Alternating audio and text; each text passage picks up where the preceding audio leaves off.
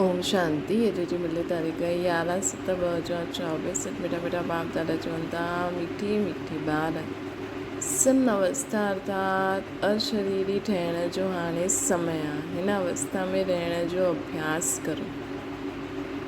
सन अवस्था अर्थात अशरीरी रहण जी अवस्था। प्रश्न आहे सभिनि खां ऊची मंज़िल कहिड़ी आहे, हुनजी प्राप्ति कीअं थींदी आहे?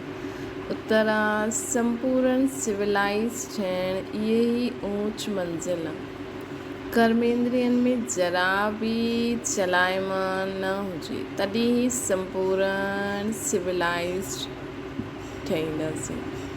जॾहिं अहिड़ी अवस्था थिए तॾहिं विश्व जी बादशाही मिली सघंदी आहे। गायन बि आहे न, चढ़े त चाकी वैकुंठ रस, किरे त चकना चूर अर्थात राजाउनि जो राजा ठहे न त प्रजा। हाणे जांच करो मुंहिंजी वृत्ति कहिड़ी आहे, कोई बि भूल न थी सघंदी आहे।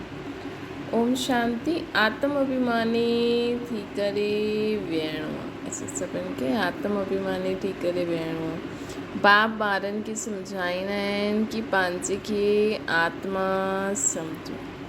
हाणे बाबा ऑलराउंडर खां पुछंदा आहिनि सतयुग में आत्म अभिमानी हूंदा आहियो या देह अभिमानी?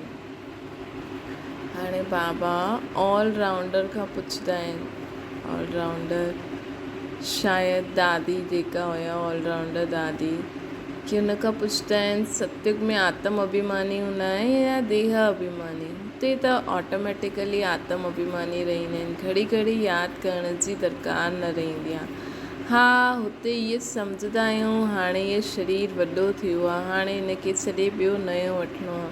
इहे जीअं सर्प जो मिसाल आहे न, हूअं आत्मा बि इहो पुराणो शरीर छॾे नयो वठंदी आहे। भॻवानु मिसाल ॾेई सम्झाईंदा आहिनि ताकी सभी मनुष्यनि खे ज्ञान जी भूबू करे आपसमान ज्ञानवान ठाहिणो आहे, जंहिंसां परिस्थानी निर्विकारी देवता ठही वेंदासीं। जंहिंसां परिस्थानी निर्विकारी देवता ठही वेंदासीं। ऊच ते ऊच पढ़ाई आहे मनुष्य खां देवता ठहिण जी। गायन बि आहे न, मनुष्य खे देवता कीअं कर त न लागे वार, कीअं कयो देवताउनि न कयो। भॻवान ई मनुष्यनि खे देवता ठाहींदा आहिनि। मनुष्य इन्हनि ॻाल्हियुनि खे ॼाणंदा न आहिनि। तव्हांखां जॾहिं तव्हां सां सभु जॻह पुछंदा आहिनि तव्हांजी एम ऑब्जेक्ट छा आहे, त छो न एम ऑब्जेक्ट जी लिखत जो नंढो पर्चो छपवाए ॾियो। जो कोई बि पुछे त हुनखे पर्चो ॾेई छॾियो जंहिंसां सम्झी वञनि। तव्हां सभिनि खे ॿुधायो, तव्हांखां एम ऑब्जेक्ट पुछंदा आहिनि सभु जॻह कि तव्हांजी एम ऑब्जेक्ट छा आहे, त छो न एम ऑब्जेक्ट जी लिखित जो नंढो पर्चो छपवाए ॾियो। जो कोई बि पुछे त हुनजो पर्चो ॾेई छॾियो जंहिंसां सम्झी वञनि कि एम ऑब्जेक्ट छा आहे।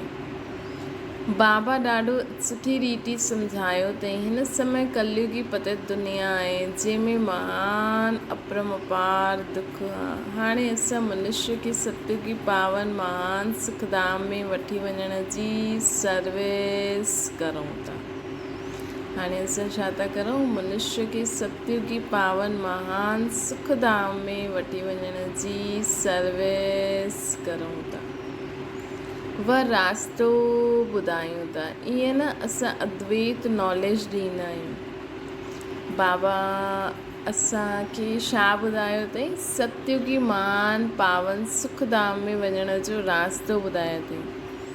बाबा असांखे कोई जादू मंत्र या ईअं थोरी करे करे ओड़ो ठाहे छॾींदा आहिनि। बाबा त असांखे रास्तो ॿुधाईंदा आहिनि, जो करे सो पाए।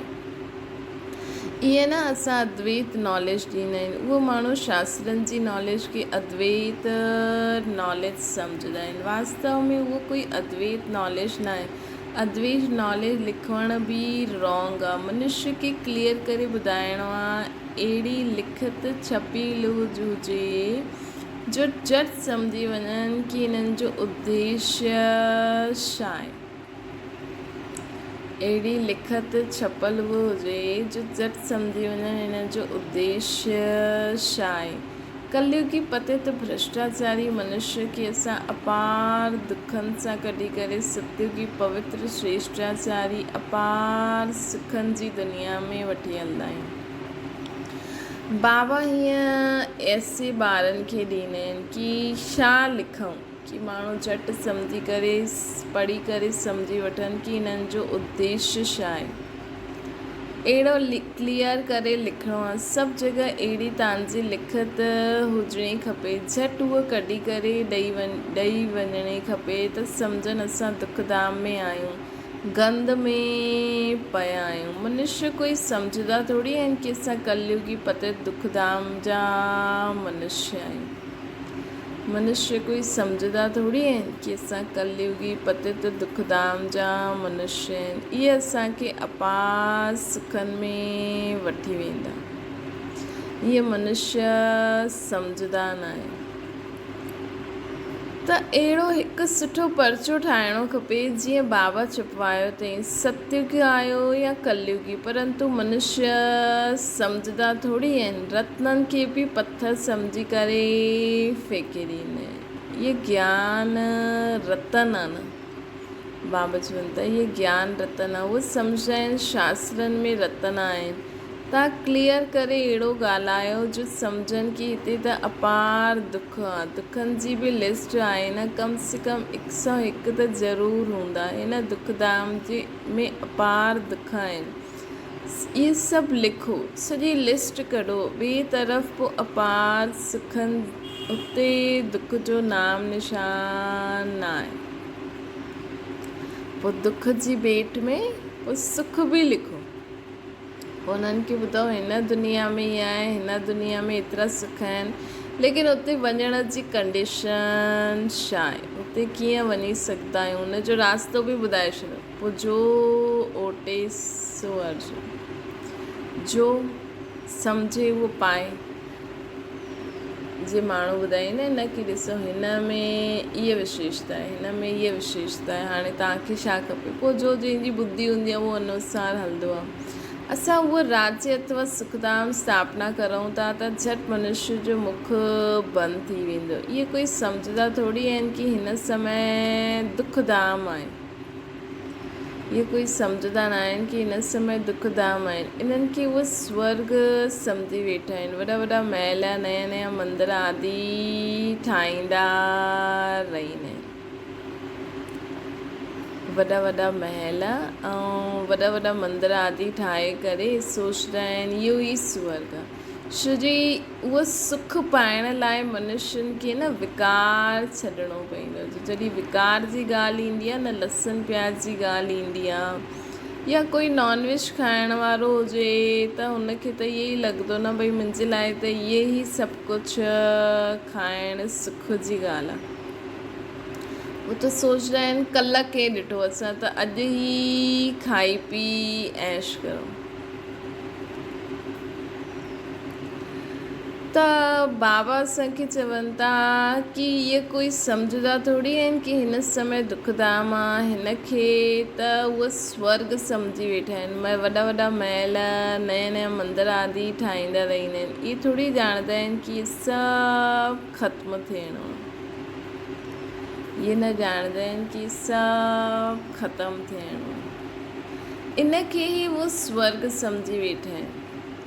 पैसा त उन्हनि खे ॾाढा मिलंदा आहिनि रिश्वत जा। बाबा सम्झाईंदा आहिनि इहे सभु माया आहे। साइंस जो घमंड आहे, मोटरियूं, एरोप्लेन आदि इहे सभु माया जो शो आहे। इहे बि क़ाइदो आहे। जॾहिं बाप स्वर्ग जी स्थापना कंदा आहिनि त माया बि पंहिंजो भपको ॾेखारींदी आहे। इनखे चइबो आहे माया जो बॉम्ब। हाणे तव्हां ॿार सॼे विश्व में शांति स्थापना करो था न, अगरि माया जी प्रवेशता थी वेंदी त ॿारनि खे अंदरि खाईंदो आहे। जॾहिं की कोई कंहिंजे नाम रूप में फसी वेंदो आहे त बाप सम्झाईंदा आहिनि इहे क्रिमिनलाइज़ आहिनि।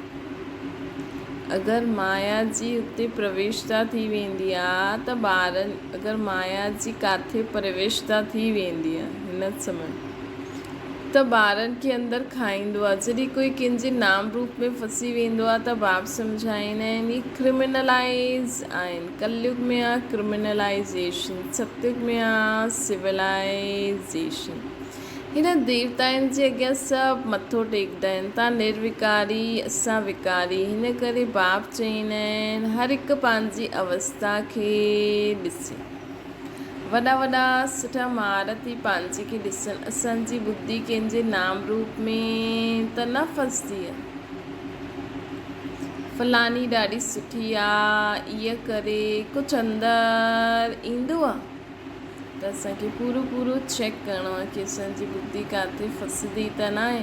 इहे त बाबा ॼाणंदा आहिनि। हिन समय कोई संपूर्ण सिविलाइज़ न आहे। जरा बि चलाइमानी न हुजे, ॾाढी महिनत करणी आहे।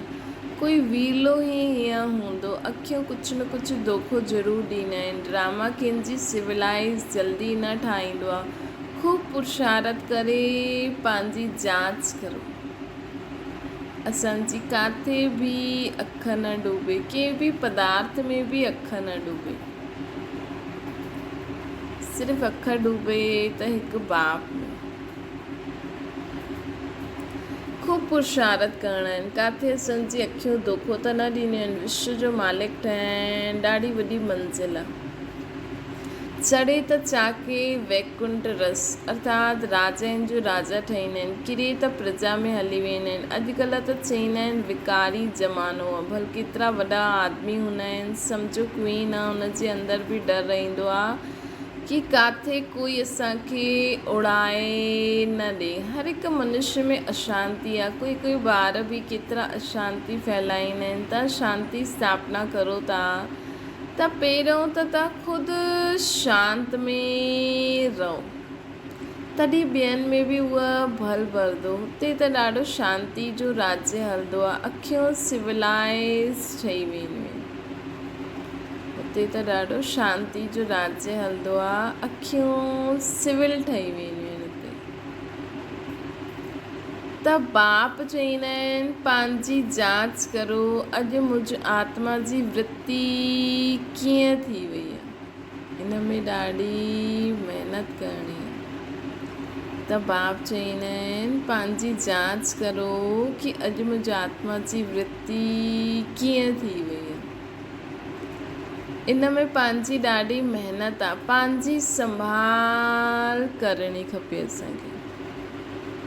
बेहद जे बाप खे बि सच न ॿुधाईंदा आहिनि। क़दम क़दम ते भूलियूं थींदियूं रहंदियूं आहिनि। थोरो बि हुन क्रिमिनल दृष्टि सां ॾिठई भूल थी त फ़ौरन नोट करो।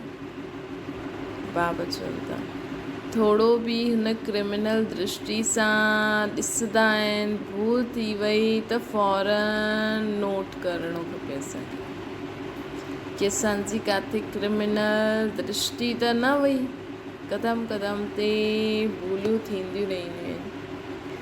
पूरो असांखे ख़ुदि खे पूरो संपूर्ण बाप समान ठाहिणो आहे। बाबा जी काथे कंहिं वटि बुद्धि अख वेंदी, शिव बाबा जी। बाबा त ईंदा आहिनि पंहिंजी आत्मनि खे सितो प्रदान करे वापसि मूंखे हिननि खे घर वठी हलणो आहे बसि। बाबा जी त बुद्धि में यही रहंदो आहे कि मूंखे सभिनि खे पावन ठाहे राजधानी स्थापना करे। केॾो डिटैच रहंदा हूंदा न बाबा जॾहिं ईंदा हूंदा त उहा अवस्था असांखे शिव बाप जहिड़ी अवस्था धारण करणी आहे। 10-20 भूलियूं त रोज़ कंदा ई रहंदा आहिनि जेसि ताईं अभूल ठहनि। परंतु सच कोई ॿुधाईंदो न आहे। देह अभिमान सां कुझु न कुझु पाप ज़रूरु थींदो। त हाणे इहो अभ्यास करो। मां अभूल आत्मा आहियां। मूंखां कोई बि भूल न थींदी आहे। मां अभूल आत्मा शिव बाप निराकार रूप में शिव बाप, साकार रूप में ब्रह्मा बाप समान आहियां। देह अभिमान में कुझु न कुझु पाप ज़रूरु थींदो। उहो अंदरि खाईंदो रहंदो। कई सम्झंदा ई न आहिनि कि भूल कंहिंखे चइबो आहे। जानवर सम्झंदा आहिनि। छा तव्हां बि हिन ज्ञान सां पहिरियों बंदर बुद्धि हुयो न। हाणे कोई 150%, कोई 10%, कोई केतिरो चेंज थींदा आहिनि। इहे अखियूं ॾाढो धोखो ॾियण वारियूं आहिनि। सभिनि खां तिखियूं आहिनि इहे अखियूं। इहे अखियूं असांखे ॾाढो धोखो ॾींदियूं आहिनि। सभिनि खां तिखियूं आहिनि अखियूं। बाप चईंदा आहिनि तव्हां पंहिंजे आत्मा अशरीरी हुयो। बाप चईंदा आहिनि तव्हां आत्मा अशरीरी आया हुयो, शरीर न हुयो असांखे। छा हाणे तव्हांखे पतो आहे कि ॿियो कहिड़ो शरीर वठंदासीं, कंहिं संबंध में वेंदासीं? मालूम न पवंदो आहे न। गर्भ में सुन ई सुन रहंदा आहिनि। आत्मा बिल्कुलु ई सुन थी वेंदी आहे।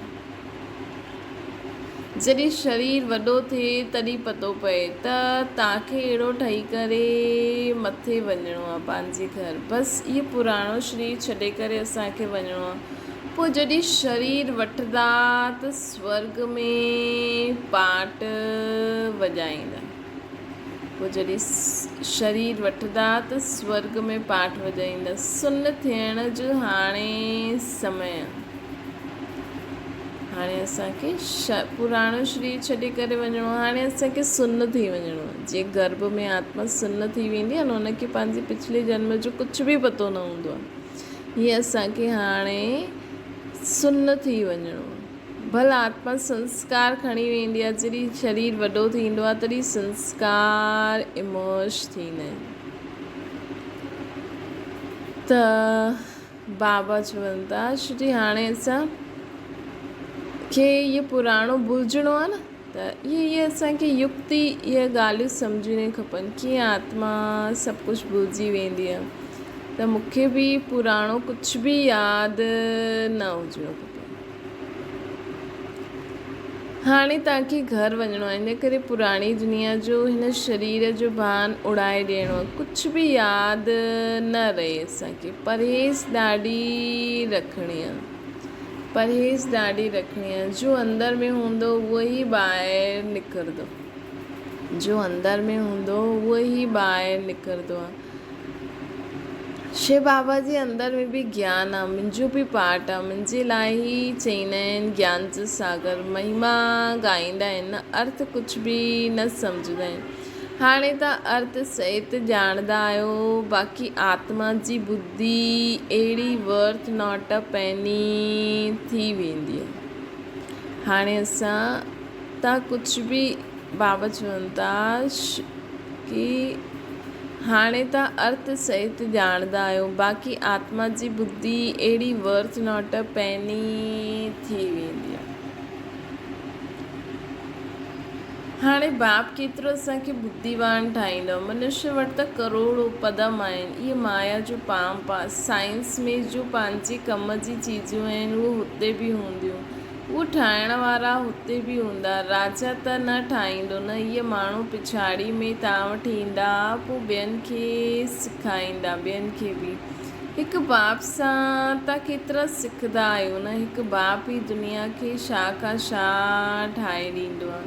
इन्वेंशन हमेशह हिकु निकिरंदी आहे, पोइ फैलाईंदा रहंदा आहिनि। बॉम्ब्स ठाहिण वारा बि पहिरियों हिकु ई हुया। सम्झो इन सां दुनिया विनाश थी वेंदी। पोइ ॿिए खे ठाहींदा विया, ॿिया बि ठाहींदा विया। त हिकु पहिरियों इन्वेंशन निकिरंदी आहे, पोइ हुन हिसाब सां ॿिया निकिरंदा आहिनि। त बाबा चवंदा आहिनि कि सम्झो हिन सां दुनिया विनाश, उन्हनि पहिरियों बॉम्ब्स ठाता, उन्हनि सम्झो हिन सां दुनिया विनाश थींदी, पोइ ॿिया ठाहींदा विया। हुते बि साइंस त खपे न। टाइम पियो आहे। सिखी करे होशियार थी वेंदा। त हाणे जेका बाबा जे घर में ॿार ईंदा आहिनि, जो ॾिसो ॿियनि खां सिखी करे पोइ केॾो सुठो सुठो कंदा रहंदा आहिनि। त इहे सभु हुते साइंस जो कमु कंदा न। त बाबा चवंदा आहिनि कि अञा टाइम पियो आहे। ॿार सिखी करे होशियार थी वेंदा। बाप जी पहचान मिली, पोइ स्वर्ग में अची करे नौकर चाकर बि ठहींदा। ऐं कई साइंस वारा ॿार बि बाबा जे ज्ञान में सुठी रीति हली करे पोइ हुते अची करे पाठ वॼाईंदा। हुते सभु सुख जी ॻाल्हियूं हूंदियूं आहिनि। जो सुखधाम में हुयो उहो पोइ हूंदो। हिते बि ॾिसो, जेका माण्हू सिखंदा आहिनि, ठाहींदा आहिनि, उहो ॿियनि जे लाइ भले नाम कमाई उन्हनि जी जासी कमाई थिए थी, पर अगरि हुन दृष्टि सां ॾिसो त उहे असांजे लाइ कमु था करनि न, कमु केरु कंदो आहे। त हिते त माण्हुनि खे जॉब जॉब जॉब, लेकिन बाबा जी दृष्टि में जॉब मतिलबु छा था करो? जीअं झाड़ू पोछो करण वारा झाड़ू पोछो करनि था, कमाइनि था, उहो बि हिकु कमु थी वियो। हूअं ई मशीनूं ठाहिण वारा ठाहे करे विकिणनि था, उहो बि हिकु कमु थी वियो। त ॿियनि जे लाइ कमु करे, ॿियनि खे ॿिया जेका दिमाग़ सां कमु कंदा आहिनि उहो वेठे वेठे कमाईंदा आहिनि। त बाबा चवंदा आहिनि कि हुते सभु सुख जी ॻाल्हियूं हूंदियूं आहिनि। त सुखधाम में जो सुखधाम में हूंदा उहो पोइ हूंदा, हुते कोई रोग दुख जी ॻाल्हि न आहे। हिते त अपार दुख आहिनि न, हुते त अपार सुख आहिनि। हाणे असां इहा स्थापना करूं था, दुख हरता सुख करता हिकु बाप ई आहे। पहिरियों त दुख जी बि अहिड़ी अवस्था, पहिरियों त ख़ुदि जी बि अहिड़ी अवस्था खपे, कहिड़ी? सदा दुख हरता सुख करता जी, अर्थात सदा सुखी रहूं, सदा शांत रहूं, सदा ख़ुशि रहूं। पहिरियों त असांजी बि अहिड़ी अवस्था खपे न, सिर्फ़ु पंडिताई न खपे। ईअं हिकु पंडित जी कथा आहे, चई राम नाम चइण सां पार थी वेंदा। इहे हिन समय जी ॻाल्हि आहे। बाप जी यादि में विषय सागर सां खीर सागर में हली वेंदा आहिनि। हिते त ॿारनि जी अवस्था ॾाढी सुठी खपे, हिते असां ॿारनि जी अवस्था ॾाढी सुठी खपे। योग बल न आहे, क्रिमिनलाइज़ आहे, त हुनजो तीर लॻी न सघंदो आहे। अखियूं सिविलाइज़ खपनि। बाप जी यादि में रही कंहिंखे ज्ञान ॾींदा त हुनखे तीर लॻंदो। ज्ञान तलवार में योग जो जौहर खपे। बाप जी यादि में कंहिंखे ज्ञान ॾींदा त हुननि खे तीर लॻंदो। ज्ञान तलवार में योग जो जौहर खपे। नॉलेज सां धन जी कमाई थींदी आहे, ताक़त आहे यादि में। तव्हां ॿारनि खे बिल्कुलु यादि करण ई कंदा ई न आहियो। तव्हां ॿार त बिल्कुलु यादि कंदा ई न आहियो, ॼाणंदा ई न आहियो। सॉरी, ॾाढा ॿार बाबा चवनि था, ॾाढा ॿार त बाबा खे बिल्कुलु यादि ई न कंदा आहिनि। हुन रीति ॼाणो ई न आहे न कि बाबा केरु आहे। कालनि जो काल, महाकाल, एॾो वॾो रूहानी सर्जन आहे, एॾो वॾो शांति सुख प्रेम आनंद ज्ञान शक्तियुनि जो सागर। त असांखे कहिड़ी ॻाल्हि जी टेंशन, लेकिन ॿार हुन रीति उन्हनि खे ॼाणंदा ई न आहिनि। तव्हां बाबा जी महिमा बि कंदा रहो न, त बि तव्हांखे बाबा जे बारे में उहा महत्व जागृत थी वेंदो। बाप चवंदा आहिनि मनुष्य खे सम्झाइणो आहे कि दुखधाम आहे, सत्युग आहे सुखधाम। कलयुग में सुख जो नाम निशान न आहे, अगरि आहे बि त कागविष्टा समान। सत्युग में त अपार सुख ई सुख आहिनि। मनुष्य अर्थ न सम्झनि, मुक्ति जे लाइ मथो मारंदा रहंदा आहिनि। जीवन मुक्ति खे त कोई ॼाणंदो ई न आहे, त ज्ञान बि ॾेई कीअं सघंदा आहिनि। जॾहिं जीवन मुक्ति खे ॼाणंदा ई न आहिनि त ज्ञान कीअं ॾेई सघंदा आहिनि। बाबा चवनि था उहे ईंदा आहिनि रजो प्रधान समय में, पोइ उहो राजयोग कीअं सिखलाइनि। हिते त सुख कागविष्ट समान आहे, राजयोग सां छा थींदो? हिते त सुख कागविष्ट समान आहे, राजयोग सां छा थींदा आहिनि इहे बि न ॼाणंदा आहिनि। तव्हां ॿार ॼाणंदा, इहे सभु ड्रामा हले थो। अख़बार में बि तव्हांजी निंदा लिखंदा आहिनि, इहे त थियणो ई आहे। अपलाइन ते क़िस्म क़िस्म जा सितम थींदा ई रहंदा आहिनि। दुनिया में अनेक प्रकार जा दुख आहिनि। हाणे कोई सुख आहे थोरी, भल केतिरो वॾो साहूकार हुजे, बीमार थिए, भले केॾो वॾो साहूकार आहे लेकिन बीमार थींदो आहे, अंधो थींदो आहे, त दुख त थींदो आहे न। दुखनि जी लिस्ट में सभु लिखो। रावण राज्य कलयुग जे अंत में इहे सभु ॻाल्हियूं थींदी रहंदियूं। रावण राज्य कलयुग जे अंत में हाणे सभु ॻाल्हियूं थींदियूं रहंदियूं आहिनि। दुख त वैराइटी टाइप ऑफ दुख माण्हुनि खे। सतयुग में दुख जी बि सतयुग में दुख जी हिकु बि ॻाल्हि न हूंदी। सतयुग थी करे वियो न। हाणे संगम आहे, बाप बि संगम ते ई ईंदा आहिनि। हाणे संगम युग हले थो, बाप बि संगम ते ई ईंदा आहिनि। हाणे तव्हां ॼाणंदा आहियो 5000 वर्ष असां छा जन्म वरितो हुयो, कीअं सुख खां दुख में ईंदा आहियूं। जेके सॼो ज्ञान बुद्धि में आहे उहा धारणा, जेके सॼो ज्ञान बुद्धि में आहे धारणा आहे उहा सम्झी सघंदा आहिनि कीअं सुख सां पोइ दुख ईंदो आहे। जेके सॼो ज्ञान बुद्धि में आहे धारणा आहे उहो बाबा जी हर ॻाल्हि सम्झी सघंदा आहिनि। उहो दुनिया में कीअं कीअं दुख माण्हुनि खे थिए थो, कहिड़े कर्मनि जे कारण दुख माण्हू हीअं भोगे थो, उहो बि सम्झी सघंदा आहिनि। जीअं बाबा चईंदा आहिनि न कि कंहिंखे शिक्षा ॾींदा हो त ॿिए जन्म में तव्हांखे सुठी शिक्षा मिलंदी। त असां कंहिंखे अहिड़ो दुख ॾिनो आहे जंहिंजे कारण असां अहिड़ो दुख भोगूं था। त बाबा जी ज्ञान खे सुठी रीति सम्झी करे जीवन में जो धारणा कंदो आहे, दुनिया खे बि ॾिसंदो आहे। ख़ासि कर घर गृहस्थी में जो आए दिन ॻाल्हियूं थींदियूं आहिनि, बाबा जी मत असांखे मिले थी न, त बाबा त असांखे चयो अथई हीअं हीअं करो। पोइ असां ॿियनि खे अगरि ॾिसंदासीं घर गृहस्थी में दुनिया में, त असां सम्झी सघंदा आहियूं कि हा हिन ॻाल्हि में बि इहे बाबा जी धारणा कंदा त इहे सुख पाईंदा।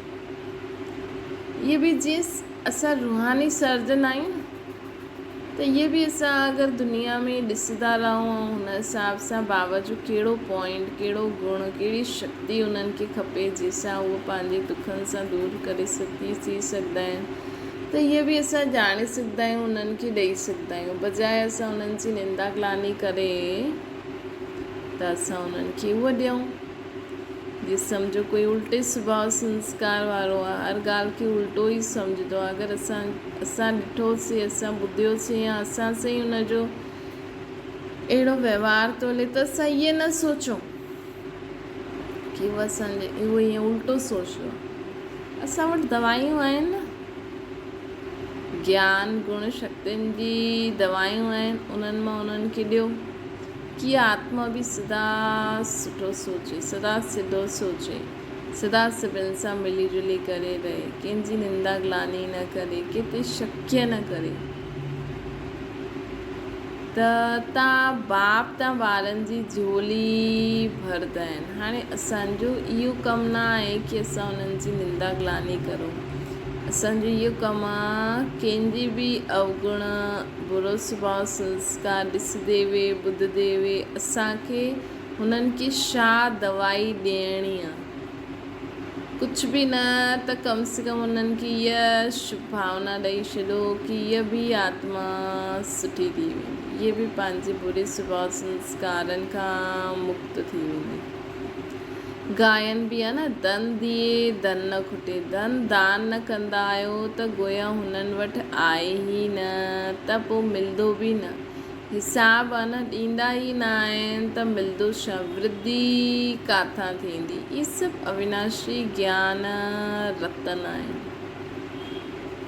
नंबरवार त हर ॻाल्हि में हूंदा आहिनि। इहे बि तव्हांजी रूहानी सेना आहे। कोई रूह वञी करे उच्च पद पाईंदी, कोई रूह वञी करे प्रजा पद पाईंदी, कोई रूह वञी करे दास दासियुनि जो पद पाईंदी। त हिन करे बाबा चईंदा आहिनि आत्माउनि खे ॾिसो, असां सभिनि खे आत्मिक स्वरूप में ॾिसूं, पोइ इहे ई सोचूं हा इहा आत्मा ईअं थी करे ऐं इहे वञी करे पद पाईंदी। इहा आत्मा हीअं थी करे सभु आत्मायूं पंहिंजे पंहिंजे पुरुषार्थ अनुसार सतयुग में पद पाईंदियूं। जीअं कल्प पहिरियों पायो हुयो ऐं सभु संतुष्ट बि हूंदा। हाणे अंत में भले हाय हाय कंदा, अरे असांखे इहो पद मिलंदो, अरे असांखे इहो पद मिलंदो, लेकिन सत्युग में उहे ई आत्मायूं पंहिंजे पद सां ख़ुशि हूंदियूं। अच्छा, मीठी मीठी सिकल ते ॿारनि प्रति माता पिता बाप दादा जो यादि प्यार ऐं गुड मॉर्निंग। रूहानी बाप जी सभिनी रूहानी ॿारनि खे नमस्ते। असांजी बि रूहानी माता पिता बाप दादा खे यादि प्यार गुड मॉर्निंग ऐं नमस्ते। अच्छा, बाबा चवनि था रूहानी ॿारनि खे नंबरवार पुरुषार्थ अनुसार बाप दादा ऐं माता पिता जो दिलि व जान, बाप दादा ऐं माता पिता जो दिलि व जान सिक व प्रेम सां यादि प्यार ऐं गुड मॉर्निंग था ॾियनि। बाबा दिलि व जान सिक व प्रेम सां। धारणा जे लाइ मुख्य सारा पंहिंजी संभाल करण लाइ क़दम क़दम ते जांच करणी आहे कि अॼु मुंहिंजी आत्मा जी वृत्ति कीअं रही, अख सिविल रही, देह अभिमान वश कहिड़ो पाप त न कयो। अॼु मुंहिंजी आत्मा जी वृत्ति कीअं रही, देह अख सिवल रही, देह अभिमान वश कोई पाप त न कयो, मां चेक करो। बाबा चई 10-20 पाप रोज़ थींदा आहिनि, सुमान जो अभ्यास करो। मां अभूल आत्मा आहियां। ॿियो आहे बुद्धि में अविनाशी ज्ञान धन धारण करे पोइ सभिनि खे दान करिणो आहे। ज्ञान तलवार में यादि जी जौहर भरणी आहे। वरदाना सत्यता की अथॉरिटी की धारण करे सर्व के आकर्षित करण वारा निर्भय ऐं विजयी। तव्हां ॿार सत्यता जी शक्तिशाली श्रेष्ठ आत्मा आहियो। कल्ह बि बाबा चई न कि सचो माण्हू कहिड़ो हूंदो, त बाबा चवनि था कि तव्हां ॿार सत्यता जी शक्तिशाली श्रेष्ठ आत्मा आहियो। सत्य ज्ञान, सत्य बाप, सत्य प्राप्ति, सत्य याद, सत्य गुण, सत्य शक्तियूं सब प्राप्त आहिनि असांखे। सत्य ज्ञान प्राप्त आहे, सत्य बाप प्राप्त आहे, सत्य प्राप्तियूं प्राप्त आहिनि, सत्य याद प्राप्त आहे, सत्य गुण सर्व शक्तियूं प्राप्त आहिनि असांखे। एतिरी वॾी अथॉरिटी जो नशो रहे त सत्यता जी अथॉरिटी हर आत्मा खे आकर्षित कंदी। अगरि असां में एतिरो सभु कुझु आहे, सत्य ज्ञान, सत्य बाप, सत्य प्राप्तियूं, सत्य याद, सत्य गुण, सत्य शक्तियूं, अगरि असां सभिनि खे सभु प्राप्त आहिनि त एतिरी वॾी अथॉरिटी जो नशो रहंदो त हीअ सत्यता जी अथॉरिटी हर आत्मा खे आकर्षित कंदी आहे। हर आत्मा खे आकर्षित कंदी आहे। कूड़ खंड में बि अहिड़ी सत्य जी शक्ति वारा विजयी ठहींदा आहिनि। हिन कूड़ खंड में बि अहिड़ी सत्यता जी शक्ति वारा विजयी ठहींदा आहिनि। सत्यता जी प्राप्ति ख़ुशी ऐं निर्भयता आहे। सत्यता जी प्राप्ति छा आहे? ख़ुशी ऐं निर्भयता। अगरि असां सचा आहियूं त हिकु त असांखे ख़ुशी रहंदी, ॿियो असां सदा निर्भय रहंदासीं। सत्य ॻाल्हाइण वारा निर्भय हूंदा, उन्हनि खे कंहिंजो भय न हूंदो। स्लोगन आहे वायुमंडल खे परिवर्तन करण जो साधन आहे पॉजिटिव संकल्प, शक्तिशाली वृत्ति। अगरि तव्हां ॿियो किथे बि सेवा करणु नथा वञो, घर में घर गृहस्थी बि संभालंदा आहियो, बाबा जो ज्ञान बि ॿुधंदा आहियो, कहिड़े बि प्रकार जी चाहे सेवा करो था नथा करो, लेकिन असां जो रोज़ बाबा खे उथी करे यादि कंदा आहियूं, जो रोज़ बाबा जी मुरली ॿुधंदा आहियूं, थोरो समय बि अगरि असांजो बुद्धि योग बाबा सां लॻी वियो हिन दुनिया खां परे, त असां हिन दुनिया जे वायुमंडल खे परिवर्तन करण में असांजो बि कॉन्ट्रीब्यूशन थी वेंदो। त तव्हां ईअं बिल्कुलु बि न सोचिजो कि असां कुझु बि नथा करूं, लेकिन तव्हां अगरि रोज़ बाबा जे ज्ञान खे ॿुधी करे सम्झी करे जेतिरो बि धारण करे हलो था, तव्हां पंहिंजे संकल्पनि खे जीअं बाबा सोचंदा आहिनि न उअं उअं सोचंदा वञो,